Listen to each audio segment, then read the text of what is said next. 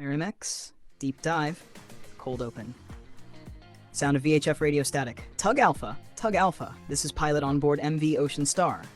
Radio check, over. Pilot, Tug Alpha, receiving you loud and clear. Go ahead. Tug Alpha, the vessel is ready for departure. Proceed to the vessel's stern and make fast. Will require one stern tug for sailing. Copy, pilot. Proceeding to the stern now. Will be alongside in approximately 3 minutes. Roger. Approach with caution. The vessel's propeller will remain stopped until you're secured. Keep me advised when your line is fast. Tug Alpha. Understood.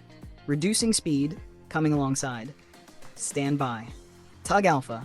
Tow line is fast, ready to assist. Very good. Stand by for departure. All mooring lines are clear. Commence a gentle pull astern to keep the vessel aligned with the channel. Applying slow astern pull now. Maintain that force. Looking good. The bow is swinging nicely. Tug Alpha, increase to half power for 30 seconds. Good, ease back to dead slow. Half power, reducing to dead slow, excellent. Assistance no longer required. Thank you for your support. Tow line released. Have a safe voyage, pilot. Tug Alpha returning to base. Thank you, Tug Alpha. Safe trip home. Welcome, hello everyone. And welcome back to MaritimeX Deep Dive. If this is your first time joining us, you're in the right place. Here, we talk about ships, ports, containers, and all those things you look at and think, how does that even work? And if you've been listening from the beginning, welcome back, family. Seriously, I appreciate every single one of you, whether you're listening while driving, working at the port, studying maritime, or you're just avoiding doing the dishes. Thank you for choosing MaritimeX. Now, you probably noticed something different at the beginning of today's episode. That radio conversation, that wasn't from a movie. That's the kind of communication that happens every single day between pilots and tugboats. Short, professional, no unnecessary words.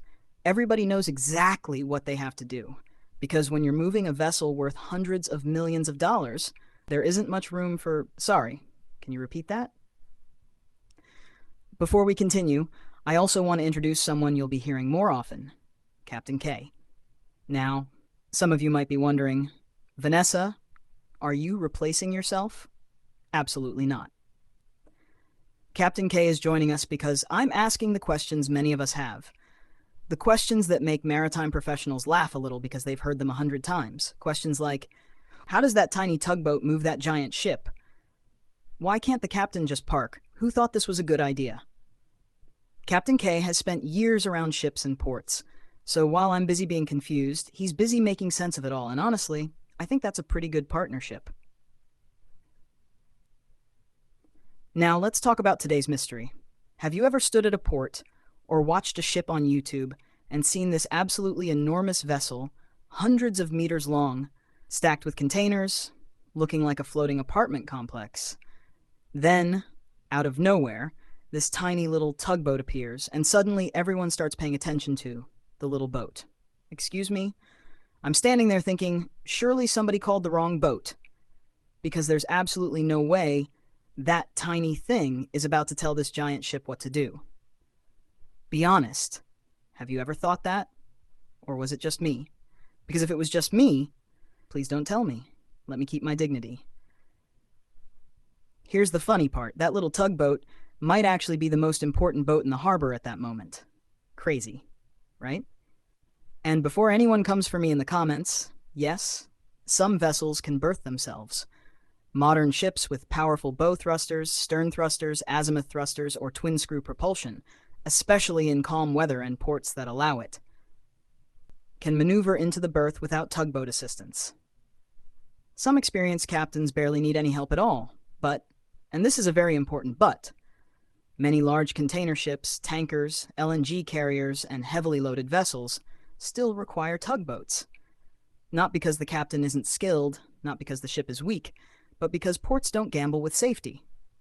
When you've got strong wind, current, a narrow channel, or another billion-dollar ship parked next door, you don't say, let's see what happens.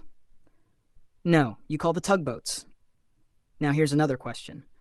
Who are the people inside those tugboats? Because from a distance, it honestly looks like they're just enjoying the best seat in the harbor, watching ships all day. No, those men and women are highly trained professionals. You've got the tugmaster, engineers, deck crew, people handling towing lines, watching the wind, watching the current, listening to the pilot every second. Everything has to happen at exactly the right time. Too much force?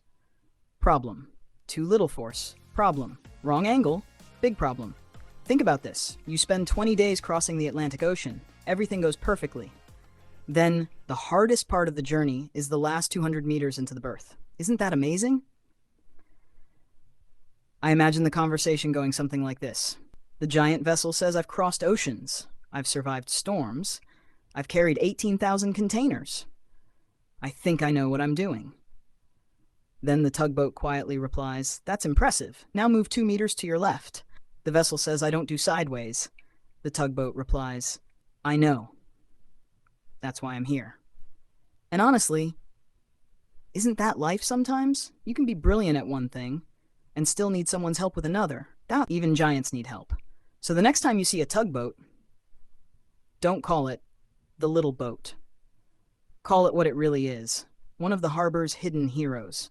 Because while everyone is busy taking photos of the giant ship, the tugboat crew is quietly making sure that giant arrives exactly where it's supposed to. Tell me, before today, did you think tugboats were just following ships around? Or did you already know they were the real muscle behind the operation? I'd genuinely love to know. Drop your answer in the comments. I read them, sometimes I laugh at them, and sometimes I turn your questions into the next episode. Until next time, keep looking at the maritime world with curious eyes, because every ship has a story, every port has a system, and every little tugboat has a very big job. I'll see you in the next MaritimeX Deep Dive.